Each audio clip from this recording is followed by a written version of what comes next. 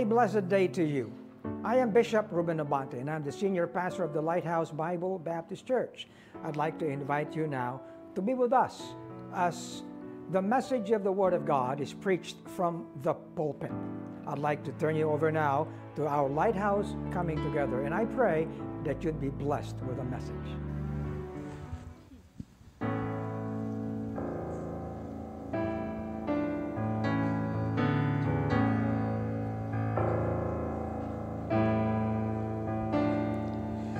Grace isn't through when it rescues the sinner. It doesn't end with salvation song.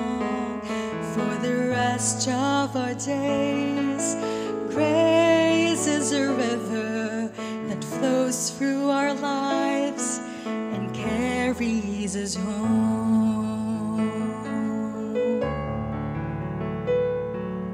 Grace is our hope when we're all out of options, the answer that comes to a desperate prayer. Grace is the arms that lift up the fallen and comfort for wounds that are too great to bear.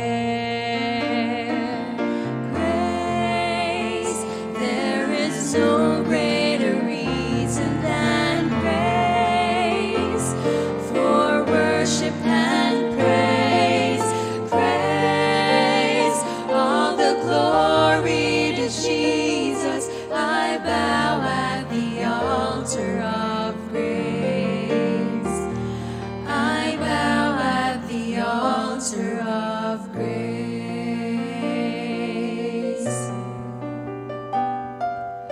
Grace isn't wearied from facing the battles.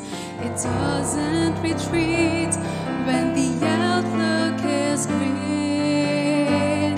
When we cower in shame, grace is a soldier that fights to remind us God's love never ends. Grace, there is no greater reason than grace for worship and praise. Praise, all the glory to Jesus. I bow at the altar of grace. I bow at the altar of grace.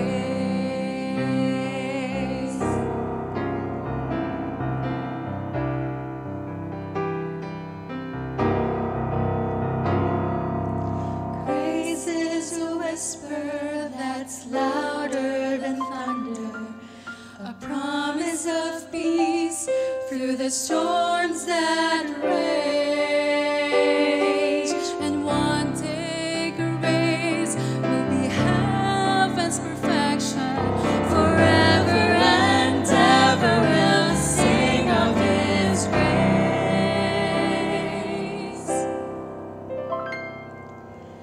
Grace, there is no greater reason than grace for worship and praise. Grace, all the glory to Jesus. I bow at the altar of grace. I bow at the altar of grace. Oh, I bow at the altar of grace.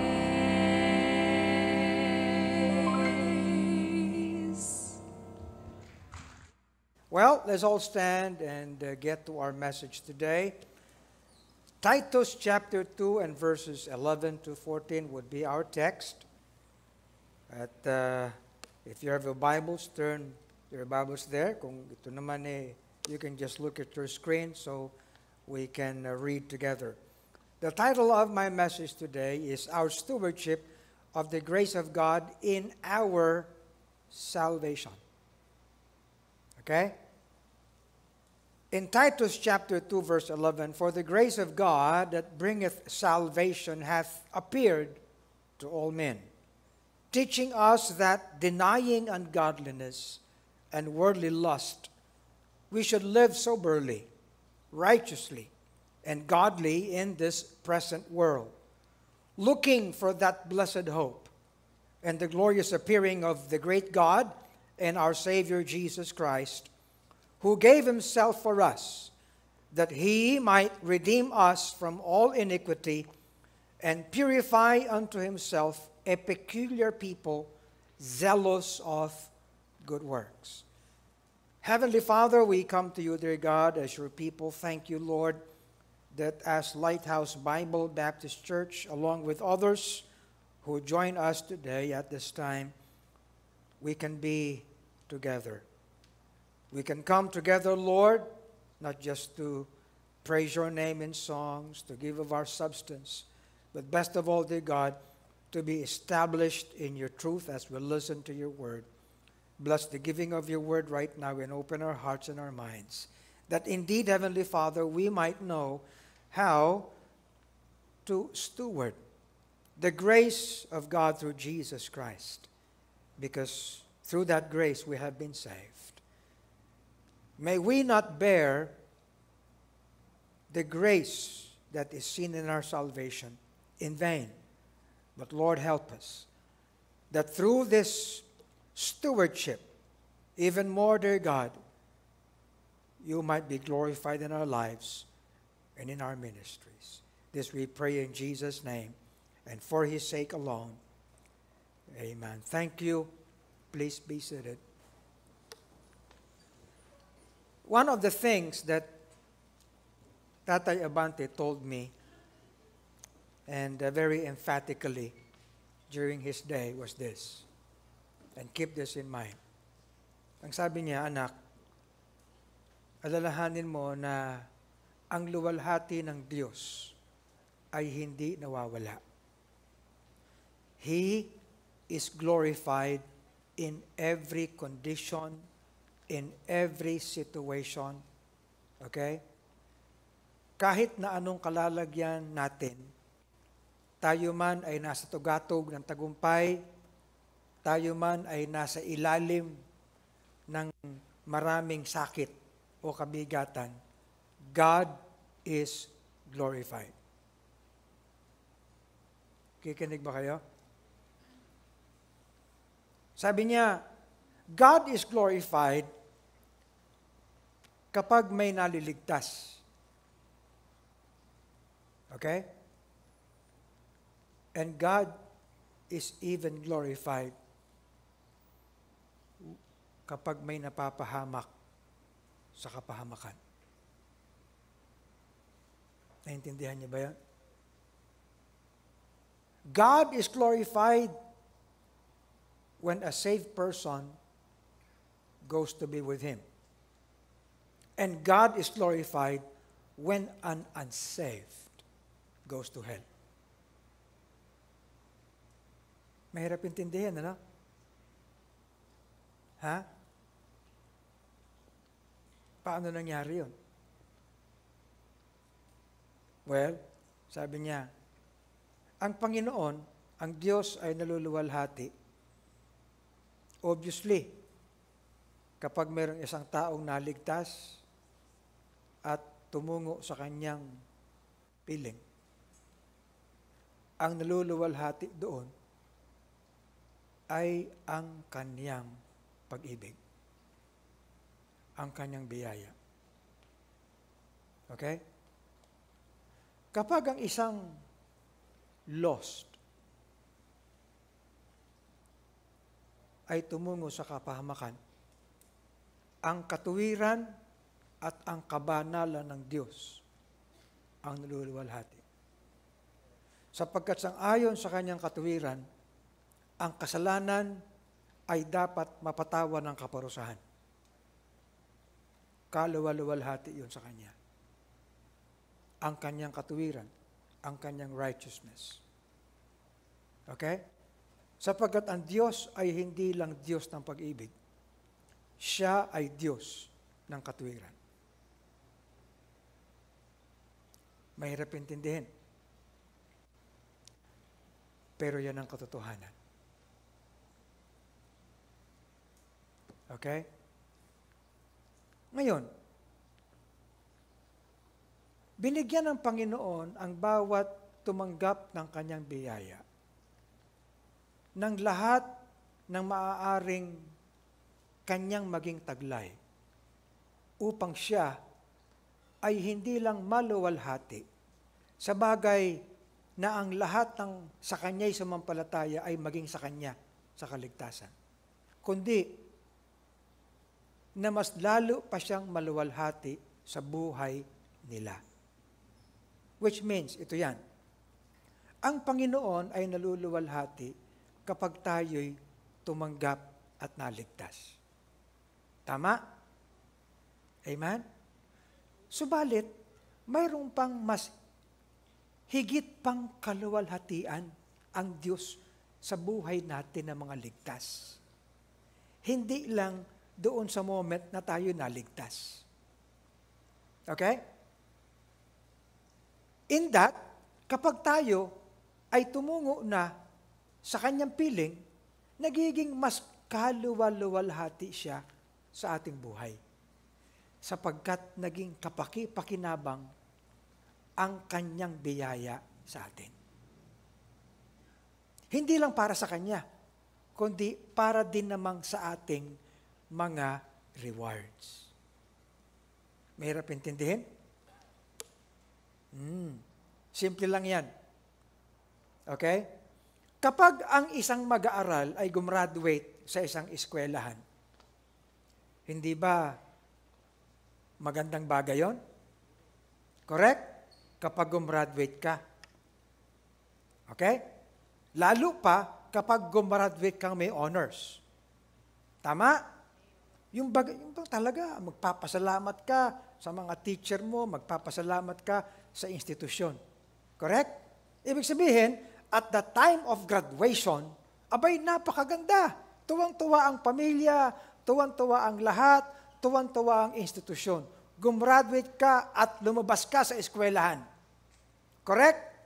Subalit, paglabas mo sa eskwelahan at pumasok ka sa industriya, okay? At naging successful ka. Okay? At pagkatapos, tumanda ka. Pero naging magaling kang alumnus. Naging magaling kang alumna. Tama? At nagkaroon pa ang eskwelahan mo at ng Alumni Association ng tinatawag na mga awarding sa mga distinguished. At meron tayo niyan dito. Di ba? Si Dr. Eric Torres, ilang beses nakatanggap yan ng mga award, mga recognition. Si Dr. Robert Manawis sa UST, mga katangi-tanging mga alumnus. Di ba? Mga alumni. Anyway, nagiging mas kaluwal-luwalhati yung eskwelahan. Tama ba? Bakit? Sapagkat sa performance na ginawa nila. Because they have been equipped. Naintindihan niyo ba? So, ibig sabihin, we praise God, ako'y naligtas, pero hindi rin natatapos ang luwalhati ng Diyos. Meron pa. Kaya, alam niyo ang bagay na yan ay tinatawag nating stewardship. Kaya ito, the stewardship of the grace of God in our salvation. Okay? Now, puntahan natin sa bahaging ito ang lahat ng ating alam in respect o in regard sa kaligtasan. Okay? We know a lot of salvation verses. Sa atin sa Lighthouse, kinder level na lang ito eh. Di ba? Hindi na elementarya. Kinder. Yung bang alam mo kung ano ang kaligtasan. Amen ba? Kinakailangan pa bang mag-aral tayo ng kung ano? Basic yan sa atin, mga kapatid. Foundational yan. About how, being sinners, we should receive Christ, be born again, receive eternal life, be sure we are going to heaven, be a new creation, be in Christ, have eternal security, and everything. Yung mga iba, hirap na hirap ang umintindi ng lahat ng yan. Sa Lighthouse, hindi na. Tama ba? And by the way, meron tayong manual ng mga bagong believers sa mga tumatanggap kay Kristo. At nais ko na lahat yan ay pinamamahaging maayos. In fact, kapag tayo ay may mga bagong members dito na bautismuhan, kinakailangan sila'y lumago bilang mga members ng Lighthouse. Merong paglago bilang mga naging anak ng Diyos kay Kristo. At merong paglago bilang mga members ng Lighthouse. Kaya meron tayong iba't ibang manual para dyan. Meron tayong membership manual. Manual for members. Alam niyo ba yun? Nabasa niyo ba yun? Amen? Okay? Alam niyo, pinagmamalaki ko ngayon sa mga ibang pastor na meron tayo niyan. Sana ang lahat ng ating leaders alam niyan. Lahat ng ating mga pastors men alam niyan. Lahat ng ating mga fellowship leaders alam niyan. Lahat ng ating mga Sunday school teachers alam niyan. Okay? Sa lahat ng LED classes, alam yan. Okay? We need to review everything to our people. Pati yung ating church covenant, we should review them to all our people. Why? Because we care to make everybody grow in grace and in knowledge of the Lord Jesus. Amen? Ang paglago sa Lighthouse ay paglago sa kaalaman kay Kristo at sa kanyang biyaya. Amen ba? Baka napag-iwanan na tayo. Okay? Kaya sinasabi ko dito, huwag kayong lalago sa internet. It is quite awkward na ang dami-dami nating references dito, nagbabasa pa kayo sa internet para kayo matuto. Amen? Dito sa Lighthouse, kompleto yan. Good? Yung ating lang mga lessons na nasa bulletin magandang paglago na yan. Okay? Lalo pa yung mga preachings dito. Now, alam na natin lahat ng mga verses. For example, for God so loved the world that He gave His only begotten Son. Amen? Ayan. That whosoever believeth in Him. For all have sinned and come short of the glory of God. For the wages of sin is death, but the gift of God is eternal life. Alam niyo rin yan, di ba? But God commended His love toward us in that while we were yet sinners, Christ died for us. But as many as received Him, to them gave He power to become the sons of God. He that heareth my word and believeth on Him that sent me hath everlasting life, and shall not come into condemnation, but is passed from death unto life. Para sa atin, kinder lang yan. Tama? Hindi na yan pinagtatalunan. That everyone who received Christ has no more condemnation. Amen? Wala nang kapahamakan, magpakailanman. Okay? He is passed from death unto life. Except a man be born again. May nagtanong sa akin last week yata, Bishop, yung bang Baptist born again din? Sabi ko well, kung hindi mo pa alam, sabi ko, sa Baptist unang narinig ang born again. Hindi ka pa pinapanganak. Yung iba, nakisawsaw na lang yan. Totoo yan. Tayo pa tatanungin. Kasi naman yung mga ibang Baptist, malamya na Tama? Lahat ba kayo dito mapapaliwanag niyo yung born again? Ha? I'd like everyone in Lighthouse to be able to explain what being born again means. You do not need to be a teacher to do that. Amen? Because you have experienced the new birth, then you can explain this. It's quite a shame. Mga kapatid, pambihira. Wala nang ibang pastor siguro na inaraw-araw ko kayo nung pandemic. Pang ilang taon na ito. Di ba? Pag hindi niya pa ma-explain yan, nako. Palagay ko, hindi lang pagpapaalam ang gagawin ng mga bata rito. Kinakailangan may mga bata rin dito na nag-explain kung ano ang kaligtasan para ma-insulto yung mga adult na hindi marunong.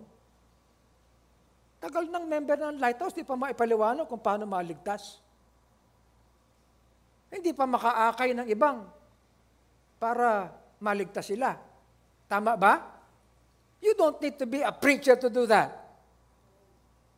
Amen? Para naman tayo si Nicodemus, how can a man be born when he is old? Ang bira, can he enter the second time into his mother's womb and be born? Para kayong si Zeus. Ang ganda-ganda ng sasakyan, hindi marunong imaneho. Okay. Ganda-ganda ng kaligtasan na meron ka, hindi mo alam kung paano gamitin. Tama ba? Oh. Believe on the Lord Jesus Christ and thou shalt be saved. Lahat yan, minimemorize natin. That if thou shalt confess with thy mouth the Lord Jesus and shalt believe in thine heart that God hath raised him from the dead, thou shalt be saved. Minsan, tinanong ako ng isang evangelical, Bishop, tanggap lang naman talaga ng gift eh. No. No.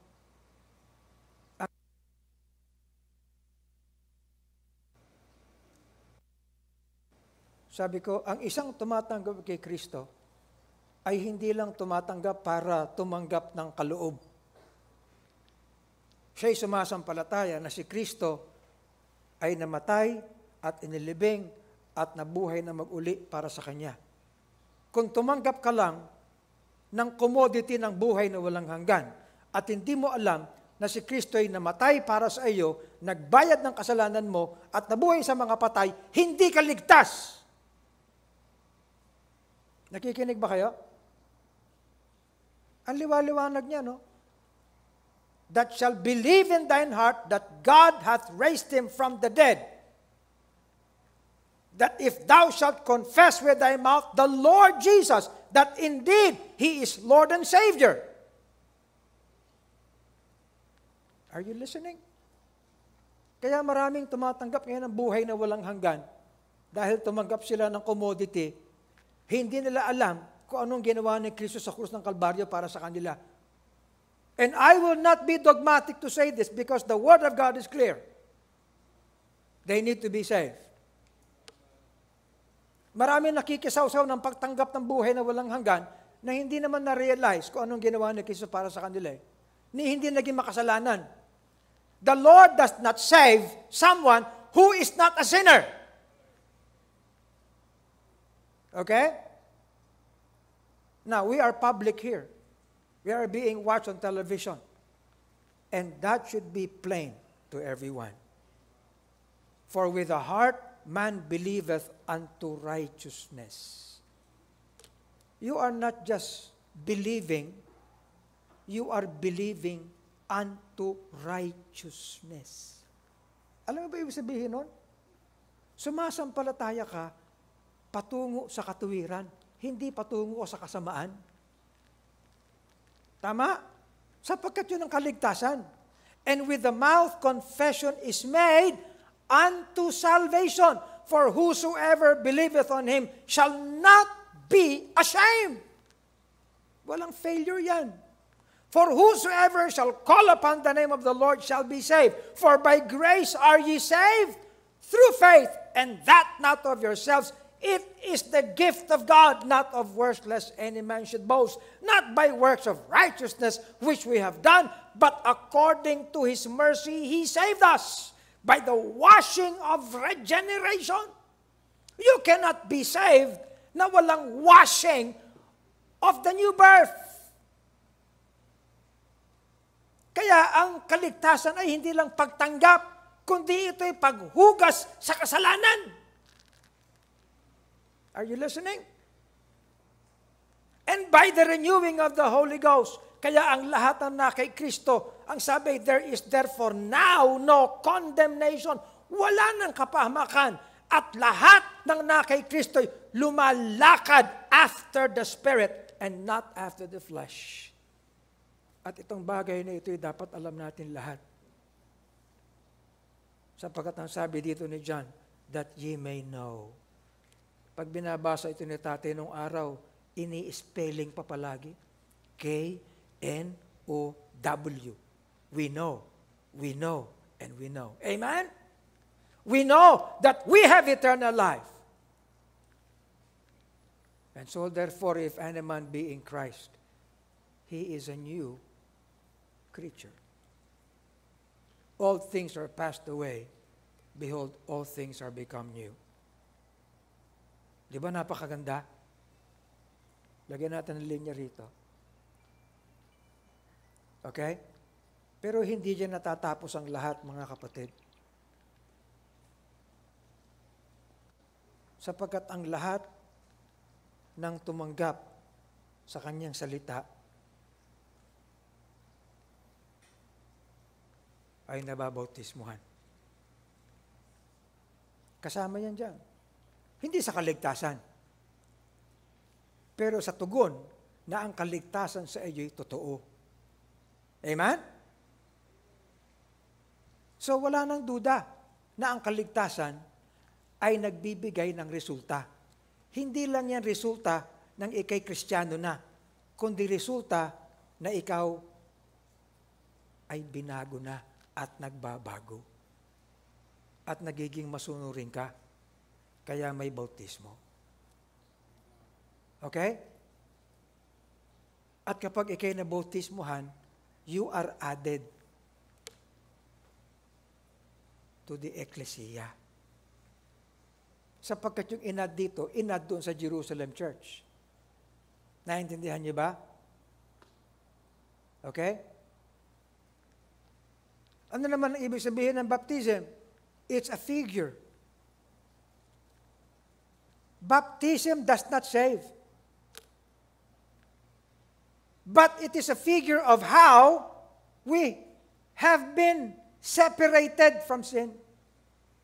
Amen? And that we begin a new life now. We are buried with Him by baptism into death, that like as Christ was raised up from the dead, even so we also should walk in the newness of life. So, yung kaligtasan, para sa atin sa Lighthouse, yan ay kinder. Yung baptism, elementary yan. Tama, Atty. Moses? Amen? Okay? Kasi mas maganda yung pagtuturo sa elementarya. Pipick up mo lahat yan. Diba? Sadly, mga kapatid, hanggang dyan lang natatapos sa maraming mananampalataya ang kaligtasan. Wala na. Yun lang. Ligtas na ako. Amen. Hallelujah. Praise the Lord. I'm going to heaven. Di ba? Tapos na. As in, tapos na. Ano pa?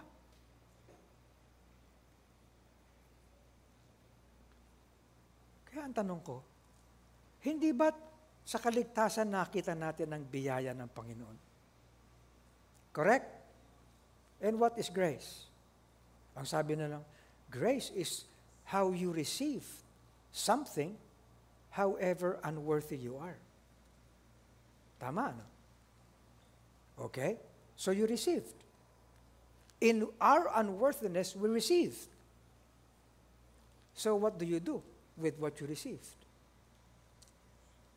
Tama? So pinagmamalaki natin, tumanggap tayo.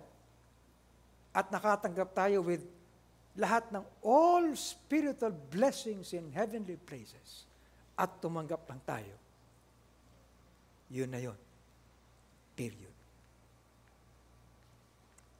Ano ang tawag mo sa isang tao na ang daming certificate at diploma pero hindi lumalabas sa bahay? Nandun lang siya. Anong tawag mo doon? Ha? Hermit. Di ba? Sipin mo, gumastos, nag-aral, nag-enroll, nagbayad ng tuition fee, ang dami niyang diploma, ang dami niyang degree, doktor, ganyan in everything.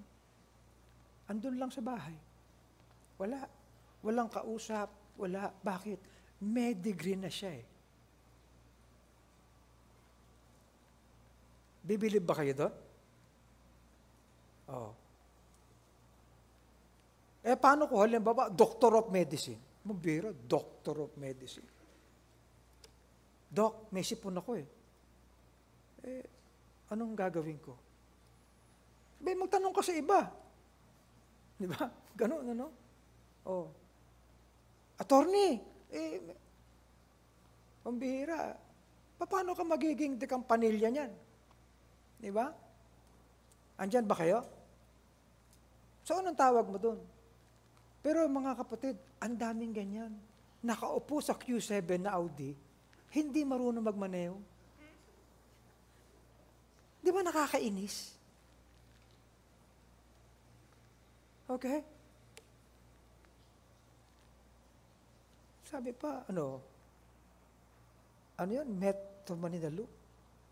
Tara, may problema eh. Hindi ako marunong. Kaya mga kapatid, sa pamamagitan ng mensaheng ito, ginigising ko tayo lahat. Amen?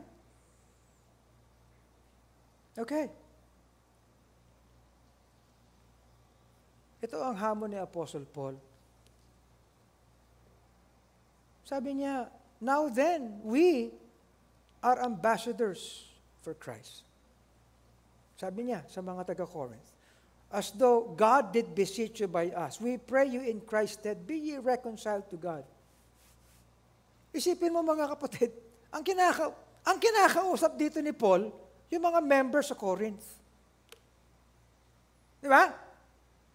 Ang sabi ni Paul sa kanila, you be reconciled to God. Kayo, mga members. For He hath made Him to be sin for us, who knew no sin. Ang kanyang anak, no? He bore our sins. He became sin for us. Na siya'y walang kasalanan upang tayo sa pamamagitan niya that we might be made the righteousness of God in Him. How do you define this righteousness? This is righteousness as done, hindi as displayed lang. That we might be made the righteousness, ang kanyang katuwiran ay ginagawa natin. We then as workers together with Him, sabi ni Paul, kami naman ngayon bilang mga manggagawa, beseech you, kayo, mga taga-Corinth, tayo mga taga-Lighthouse, also that ye receive not the grace of God in vain. But today, many people claim to have received salvation. Saved sila. Members pa ng mga churches. Di ba?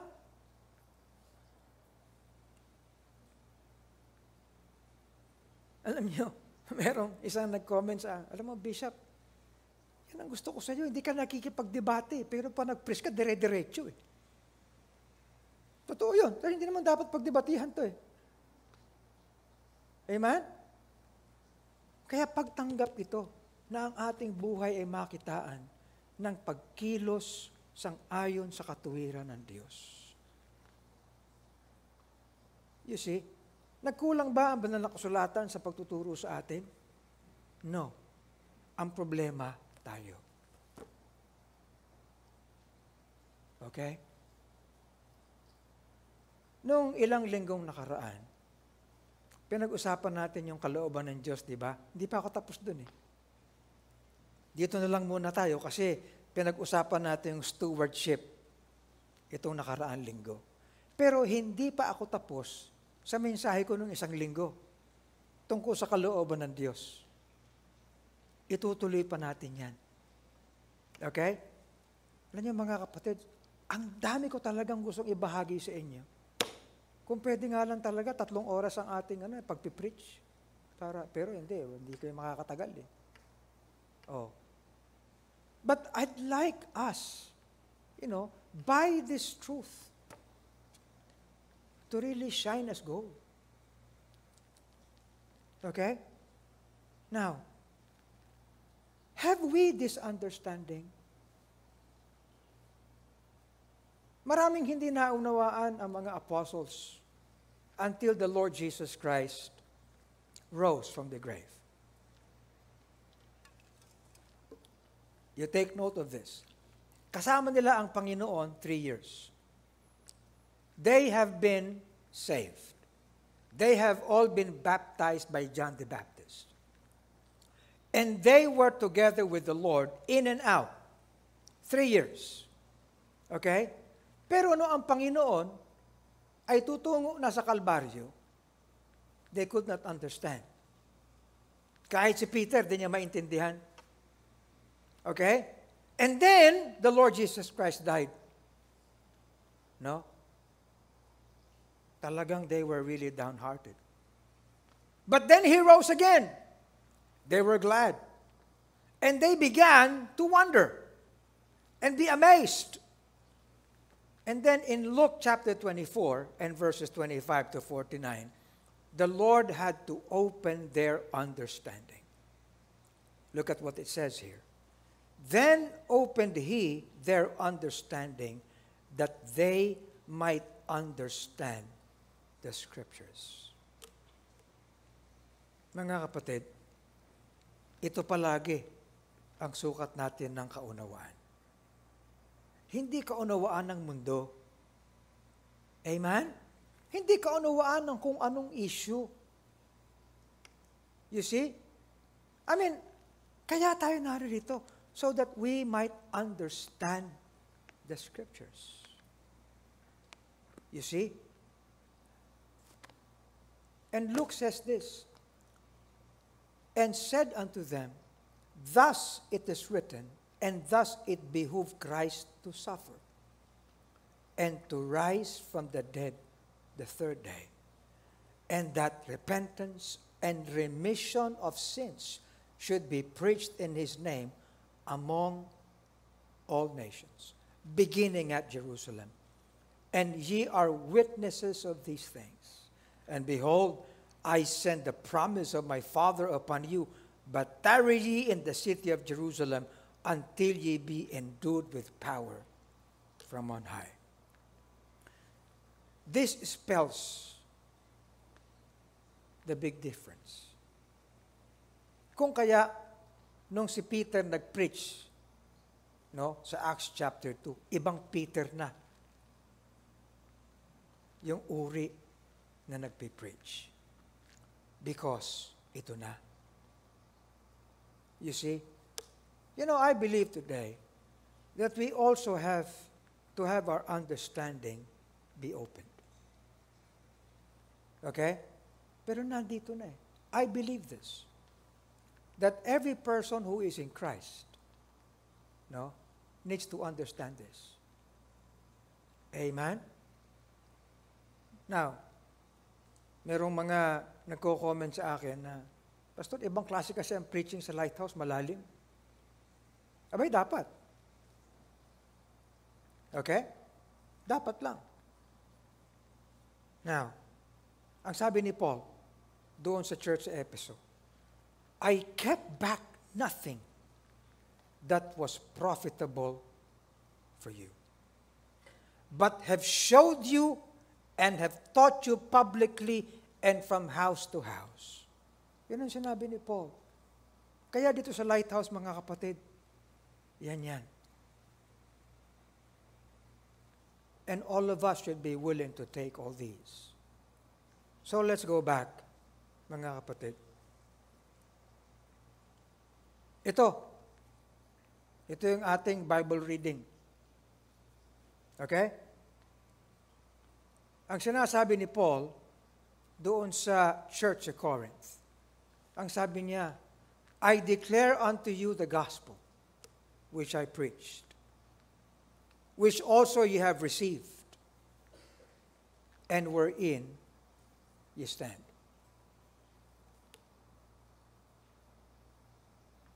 So, lahat ng bagay, mga kapatid, na mayroon tayo sa Lighthouse ay platform on this. Okay? Ang sabi ni Paul, I delivered unto you first of all that which I also received, how that Christ died for our sins, how that He was buried, and how that He rose again the third day, and all that according to the Scriptures. And you remember kanina that the Lord Jesus opened their understanding that they might understand the Scriptures. At ang sabi ni Paul, that Christ died for our sins, that He was buried, that He rose again for us according to the Scriptures. So, ibig sabihin, mga kapatid, yaman din lamang ang lahat ng ito ay ginanap at ginampanan ng Panginoon para sa atin. Okay? Gumawa ang Panginoon ng gawa para sa atin. Ibinigay sa atin. Tama? In that sense, yan ay grace. Amen? He did not die for Himself, but for us. So, He offered His death for us. He offered His sufferings for us. Amen? He offered His being buried for us. He offered His very blood for us. And He offered His resurrection for us. And more than that, He even offered and gave to us gifts. Mga kapatid, at this time, I would like for us to, meantime, wag muna nating isipin kung ano yung binigay sa atin ng Panginoon na mga abilidad. Okay? Kundi kung ano muna yung binigay niya sa atin, sa ating kaligtasan. Okay? Kasi ang bawat tao, ang center abilidad niya. Sapagkat in view of our abilities, naroon ng success and failure. Correct? Pero teka muna, kaligtasan muna ang binigay sa atin. Let's go back to the basics. Amen ba? Okay. Now, alam na natin lahat yan. Itong Titus chapter 2 verse 11, ay sinasabi sa atin dito that for the grace of God that brings salvation. So, ang kaligtasan natin ay ating nakamit sa pamamagitan lamang ng biyaya ng Diyos. Correct? For by grace are ye saved through faith. Good. Pero yun nga ang sinasabi ko Parang tinanggap lang yung kaligtasan, pero hanggang doon na lang. Maganda yung sinabi ng trio kanina sa awit nila, grace. Di ba? Hindi tumitigil ang grace sa kaligtasan. Ang grace, ang sabi ng awit, parang daloy ng ilog. Nandiyan ba yung lyrics niyan? Ipakita mo nga sandali yung umpisa ng awit na yan. Sinasabi sa akin ni Dick nung isang araw, Pastor, maganda yung awit ng trio. Grace isn't through when it rescues a sinner. It does not end with salvation's song. Okay? For the rest of our days, grace is a river that flows through our lives until it carries us home. Nababasa niyo ba ito? Ha? Is this true to our lives? Kasi ang lahat ng reference, mga kapatid, ng grace ng Panginoon ay nagsimula at natapos sa kaligtasan. Tama? Okay. At pagkatapos niyan, hindi mo na mawari kung alin. Kasi ito na yung sistema natin. Kumusta ka, kapatid? Sa biyaya ng Panginoon, nakatapos na ako ng kolehiyo. Amen! Kahit naman yung unsaved na kilala ko, nakatapos din. Ano pagkakaiba ng biyaya ng Panginoon sa iyo dyan? Nakikinig ba kayo? Kumusta ka? Ay, meron na akong trabaho ngayon. Amen! Ang good ni Lord! God is good all the time. All the time, God is good. Hoy, yung unsaved na kilala ko, na kurap at napakasama at immoral, may trabaho din. Mas maganda pa yung trabaho kaysa sa iyo. Tama ba? Kumusta ka, kapatid? Ay, sa biyaya ng Panginoon, na-promote na ako. Ang bait talaga ni Lord. Mandarayang kilala kong unsaved, na-promote din. Nasa tugatog pa ng kanyang karir. Hello?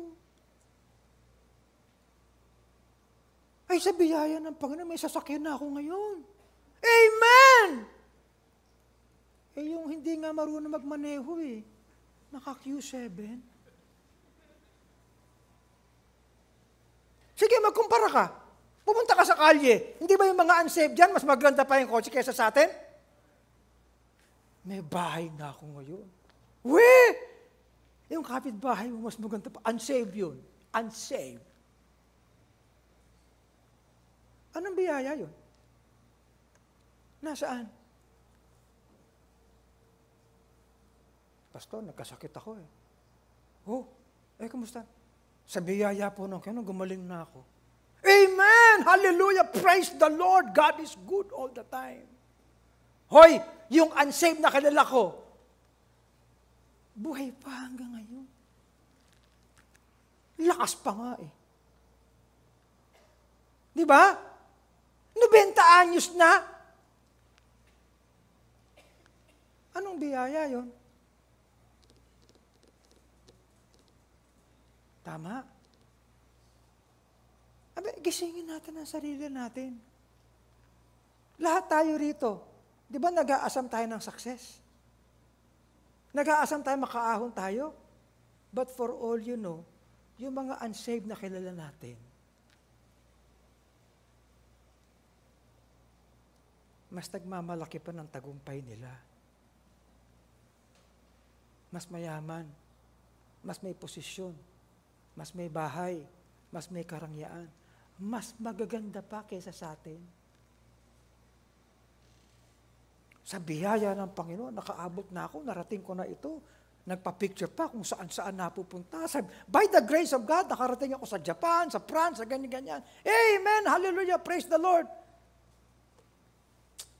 Mga kapatid, huwag na natin tayo masilaw sa mga ganyan dahil yung mas marami pang mga unsaved nakakarating dyan. Babaw naman ng kaligayahan natin, ng pagkakaal natin ng biyaya ng Panginoon sa atin. Tigilan na natin to. Hindi natin maintindihan Di ba?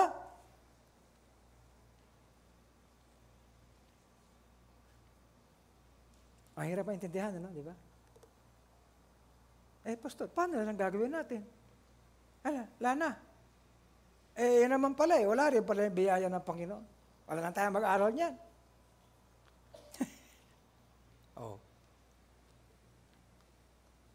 Si Maricar, mamaya, i-admit na. Kasi baka bukas, magiging lola ka na. Diba? Sa biyaya ng Panginoon, meron na akong dagdag na apo. Yung unsaved na kilala ko, isipin mo, 41 sila magkakapatid. Ang tawag mo dun? 8 nanay.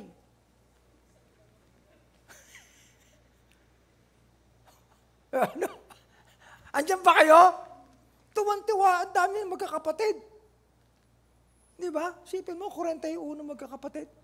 Nadinig ko yun mismo.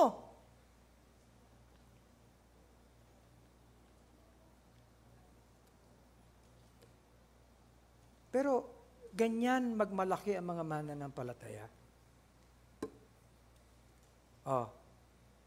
Sabi ko nga dun sa mga pastor alam niyo, kayo, wag na kayong kung ano-ano pa nag-iisip na magpatayo ng malaking building. Ang hirap kaya na malaking building. Tama ba? Ito niyo yung building natin, mga kapatid. Do you realize this building is already more than 20 years old? Ha? Tayo ang unang-unang Bible Baptist na nagpatayo ng ganitong klaseng building na malaki. Tayo. Nauna pa tayo sa MBBE. Okay? As in, sira ang ulo ng pastor dito Patayo. Sabi ko, kung hindi lang kayo magiging mayaman sa biyaya ng Panginoon at magiging established kung ano ang biyaya ng Panginoon, wag lang kayo magdi-dream ng part for the sake of having a dream. Amen?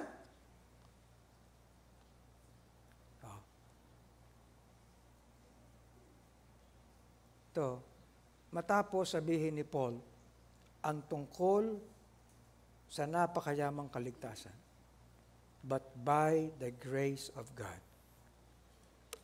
Tingnan nyo, di ba verse 1, ipinagtibay niya yung mga taga-Corinth, no?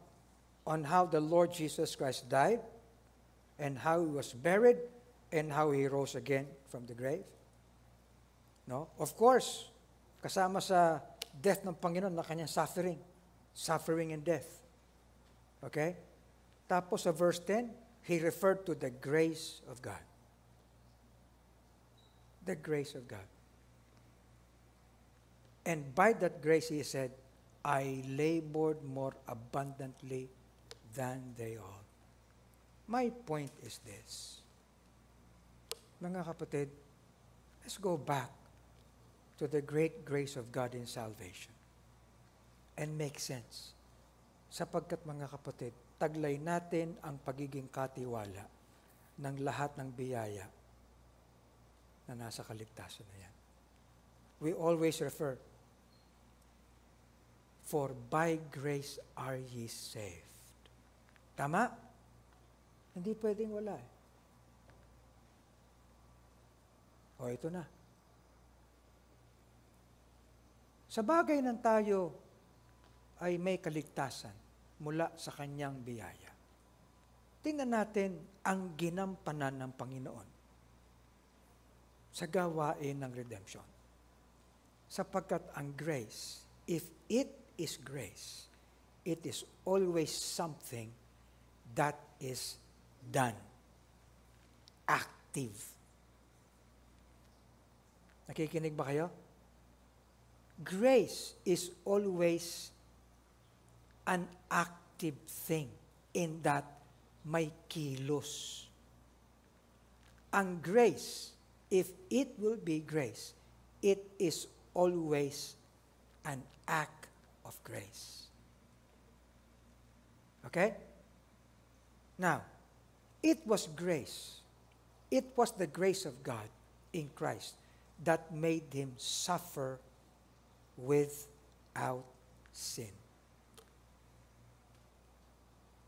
It is the result of that grace that we also may go through all sufferings and not sin. Okay? Anong ginawa ng Panginoon? Lahat ng sakit, lahat ng pagtitiis ay ginampanan niya. Hindi niya man ginampanan yun para sa kanyang sarili. Ginampanan niya yan para sa atin. At ipinagtagubilin sa atin ang lahat ng yan. I suffered for you. I suffered your sufferings. You realize that? I bore your sufferings. I did this suffering for you. But my kind of suffering is this. I went through all the suffering and I did not sin. That's grace. Okay? Now, tayo ba lahat, binasa na natin ang account how the Lord suffered for us? Marami mga mananampalataya, mas pinanood pa yung pelikula tungkol sa, anong pelikula yan? The Passion of the Christ, than reading from the Word of God. May nag-comment pa sa akin, ganun pala nangyari kay Kristo?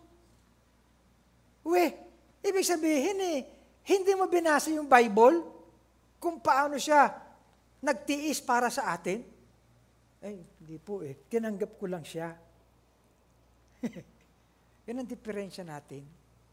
Tinanggap mo lang siya. Hindi mo pinagpahalagahan kung paano siya nag-suffer para sa atin. Ibig sabihin, we are empty of that grace na tinanggap natin for us. Are we listening? Balikan natin. Look at this. Matthew. Then the soldiers of the governor took Jesus into the common hall and gathered unto him the whole band of soldiers.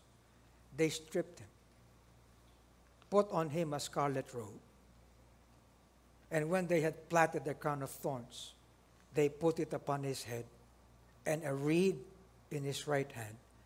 And they bowed the knee before him and mocked him, saying, Hail, King of the Jews. And they spit upon him and took the reed and smote him on the head. And after that they had mocked him, they took the robe off from him and put his own raiment on him and led him away to crucify him.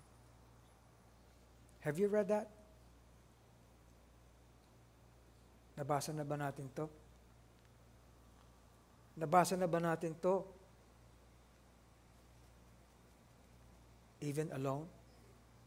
So that may impact sa atin ang suffering ng Panginoon para sa atin. Ang sabi ni Pilate, and Pilate, when he had called together the chief priests and rulers of the people, said unto them, Ye have brought this man unto me as one that perverteth the people. And behold, I, having examined him before you, have found no fault in this man, touching those things whereof ye accuse him. No, nor yet Herod, for I sent you to him, and lo, nothing worthy of death is done unto him. I will therefore chastise him and release him. Yan sabi ni Pilate. And they cried out all at once, saying, Away with this man, and release unto us Barnabas. Pilate, therefore, willing to release Jesus, spake again to them, but they cried, Crucify him, crucify him. And he said unto them the third time, Why? What evil hath he done? I have found no cause of death in him. I will therefore chastise him and let him go. And they were instant with loud voices, requiring that he might be crucified.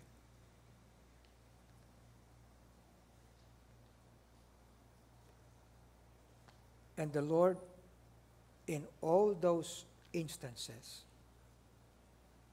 he said nothing.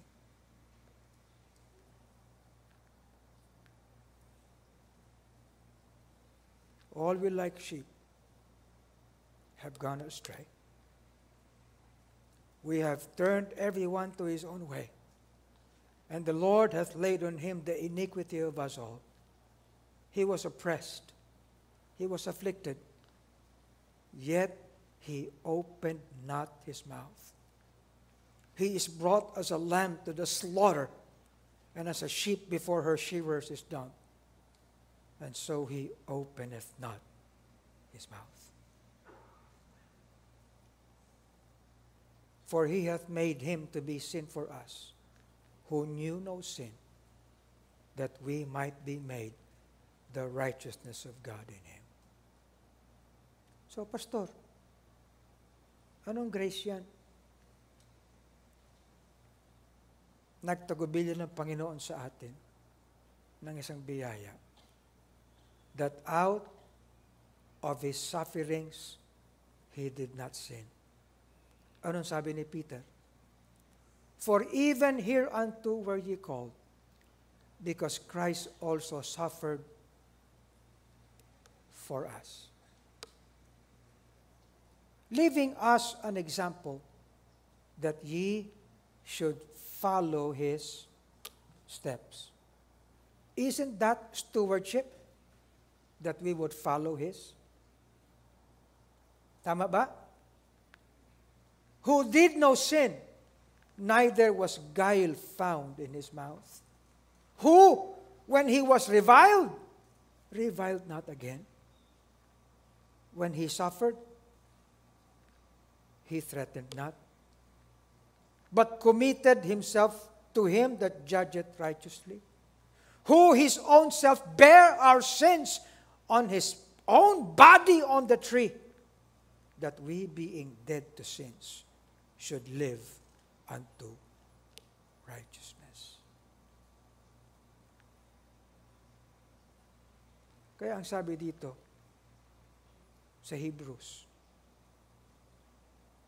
for we have not an high priest which cannot be touched with the feeling of our infirmities, but was in all points tempted like as we are, yet without sin.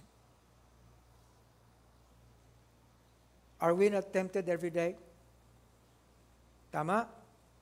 Are we not tempted with every suffering? Are we not tempted with every sin? Are we not tempted to complain? Are we not tempted to doubt Him? Tama? Are we not tempted to ask the Lord, Panginoon, bakit ba ito? Are we not tempted to complain? Are we not tempted to take it against the faith? Are we not tempted to take it even against the work of God? Are we not tempted to take it against another brother? Are we not tempted to take it against the government or anything? But even as the Lord suffered, as He was pained, as He was smitten, as He was spat upon, He did not even complain against the Roman rulers. Are we listening? He did no sin in the midst of all these. And He did it all for us. And the grace is this. Let us therefore come boldly into the throne of grace, that we may obtain mercy and find grace to help in time of need. Totoo naman yun eh. Hindi naman tayo ang Panginoon para sabihin, Panginoon, hindi naman ako ikaw na hindi ako magkakasala sa kalagitnaan ng sakit, sa kalagitnaan ng inflation, sa kalagitnaan ng sa kalagitnaan ng buhay na ito. Pero, naroon ang stewardship ng biyaya ng Panginoon. Listen, ang biyaya ng Panginoon ay hindi yung circumstance na ikaw ay successful. Ang biyaya ng Panginoon, hindi yung circumstance na ikaw ay may degree. At hindi rin ibig sabihin na porke ikaw ay nasa ilalim ng pighati, wala sa iyong biyaya ng Panginoon. And mark this, ito ang biyaya ng Panginoon. Na kahit na anong kalalagyan mo, may nagagawa ka na hindi ka nagkakasala. Because He did it for us. At ang kanyang sufferings na merong kalidad na hindi siya nagkasala ay ibinigay sa atin. Kasama yan sa biyaya ng kaligtasan. Ibig sabihin, hindi lang kaligtasan sa kapahamakan, kaligtasan sa kalagitnaan ng lahat ng gawang kasalanan, anumang kalalagyan.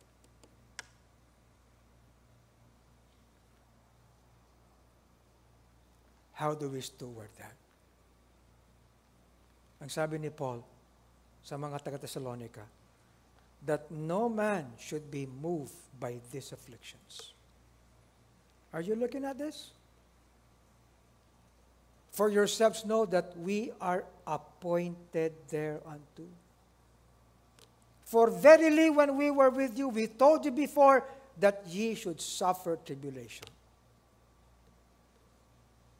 For as much then as Christ had suffered for us in the flesh, arm yourselves likewise with the same mind.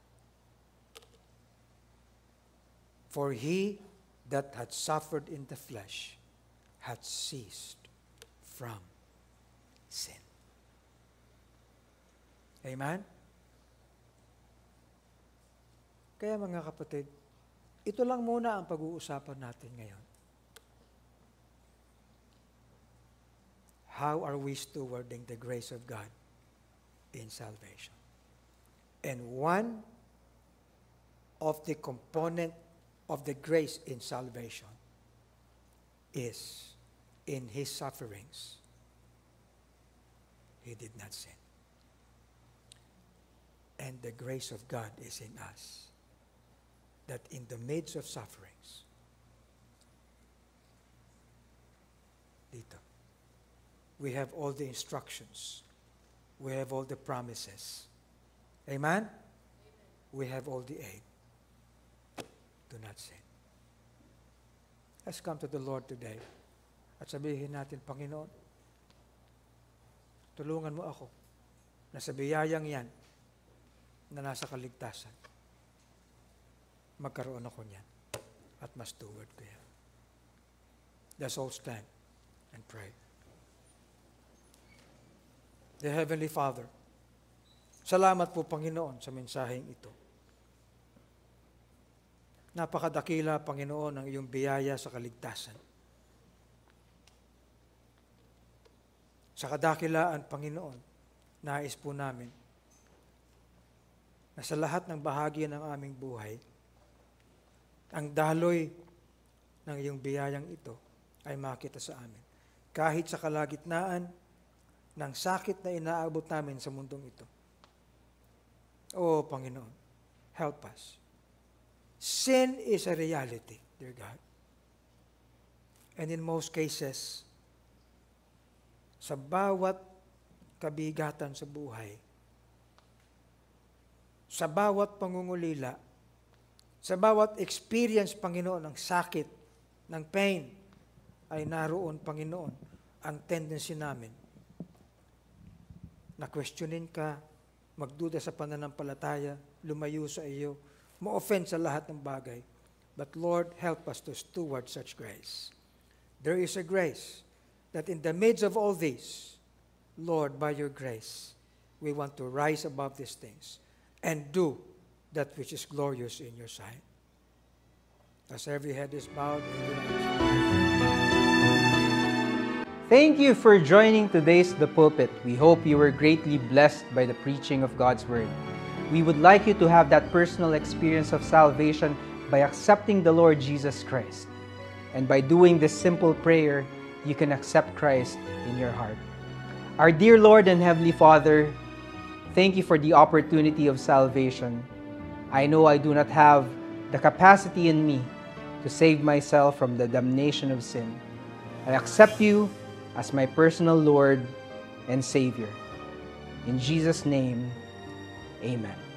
The Bible says, if you have prayed this prayer, but as many as received Him, to them gave He power to become the sons of God. And the Bible says, he that hath the Son hath life. If you would like to know more about the Bible, send us a message via Facebook at Lighthouse BBC FB page or via text message at 0928-522-2683. We'd like you to continue growing in Christ, so we invite you to join our coming together every Sunday at 9 in the morning and 4 o'clock in the afternoon. Also on Tuesdays and Thursdays at 7:30 in the evening. See you again for the next episode of The Pulpit. Thank you and God bless.